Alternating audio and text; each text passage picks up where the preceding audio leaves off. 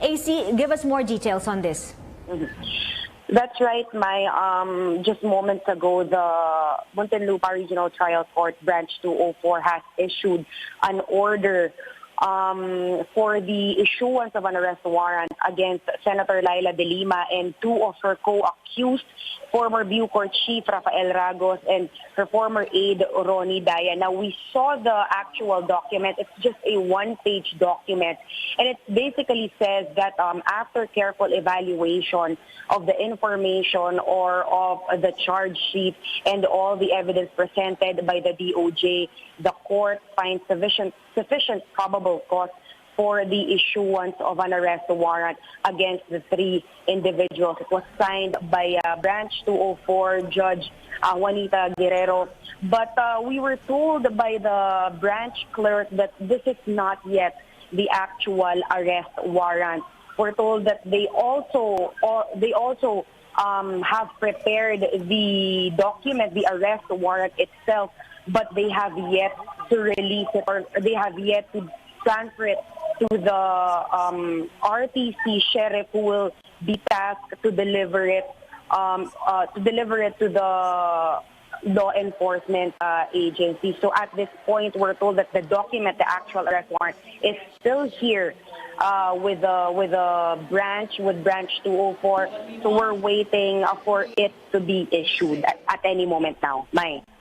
So, AC, this is just an order by the judge of Branch 204 of the Muntinlupa Regional Trial Court to issue an arrest warrant for Senator Laila De Lima and her co-respondents. But when will the warrant actually be issued? How long does this process usually take? Well, we're told that they've already prepared it, so we're not certain what they're actually waiting for at this point. When we asked them if it will be issued today, they just said that there is a possibility that it will be issued, which is why we're also just on standby, monitoring the development here right outside the door of the office of the Clerk of Court of Branch 204 now. As I said, I saw the document. It's just an order, and it's an order for the issuance of an arrest warrant, so it's not the actual warrant of arrest. And we also clarified that the document, which says that after careful evaluation of the charge sheet, that the judge is finding sufficient probable cause for an issuance of an arrest warrant. So I asked if this means that this is already a denial of the motion to quash filed by Senator Laila De Lima. The staff tells me that the motion to quash is actually still on the calendar. They will still proceed with the scheduled hearing for tomorrow. So I guess it means that this is not necessarily a denial already or a resolution of the motion to quash filed by Senator De Lima. All right, thank you. AC Nichols reporting on the line from the Muntinlupa Regional Trial Court. We'll be bringing you more on this breaking news story in the succeeding newscast. Stay tuned for more here on CNN Philippines. Inihahanda na ng PNP Custodial Services ang posibleng maging detention cell ni Senadora Laila De Lima. Ito ay kung sakaling sa loob ng kampo ikulong ang senadora sa oras na makapag-issue ang korte ng arrest warrant laban sa kanya. Ayon sa tagapagsalita ng pambansang pulisya na si Police Senior Superintendent Leonardo Carlos, agad itong inihanda matapos ialok ni PNP Chief Ronald De La Rosa ang PNP Custodial Center kay De Lima. Kung sakaling makulong ito sa loob ng kampo, makakasama ni De Lima sina dating Senador Jingo Estrada at Bong Revilla Jr. When the Chief PNP said we will accommodate, then automatically HSS and the custodial service, custodial center in charge, take the necessary action to prepare that space. Senador Laila De Lima dapat umanong magbitiw sa pwesto para linisin ang kanyang pangalan kaugnay sa mga kasong isinampalaban sa kanya. Kung sino itong mambabatas ang nambungkahi, alamin natin sa report ni Joy Gumatay via phone patch. Joy? Yes, Alex, hinimok nga ni Congressman Harry Roque si Senadora Leila de Lima na magbitiw sa pwesto sa lalong madaling panahon at linisin ang kanyang pangalan sa patong-patong na drug charges at ethics complaint na isinampa laban sa kanya. Ayon sa kongresista, hindi umano nakakatulong sa sitwasyon ni de Lima ang paninirang puri niya kay Pangulong Duterte dahil niyuyurakan lamang niya ang demokrasya ng bansa. Matatandaang ipinagtanggol pa ng senadora ang kanyang sarili laban sa mga paratang na ibinabato sa kanya. Binigyang diin ni de Lima na kailanman ay hindi niya inabuso ang kanyang kapangyarihan. Naniniwala naman sa kanya si Senador Kiko Pangilinan na nangakong uungkatin ang katotohanan sa likod ng kontrobersiyang ito. Samantala, sa kasagsagan naman ng maanghang na pahayag ni retired police officer Arthur Las Cañas laban sa ating presidente, planong maghahain ni Congressman Roque ng panukalang batas para gawing 10 taon imbis na 6 na taon ang parusa sa mga individual na nagbibitaw ng false testimonies. Samantala, hinikayat rin ng kongresista ang taong bayan na huwag magpapalinlang sa kung sino-sino naninira sa ating punong ehekutibo, gayong totoo si Pangulong Duterte sa kanyang pangako na pagsasakatuparan ng tunay na pagbabago sa bansa. At yan na muna ang ating pinakahuling ulat para pa rin sa PTV News, Joy Gumatay. Maraming salamat, Joy Gumatay. Hindi naman nakatutulong kay Senadora Leila de Lima ang mga binibitawang salita nito laban kay Pangulong Rodrigo Duterte.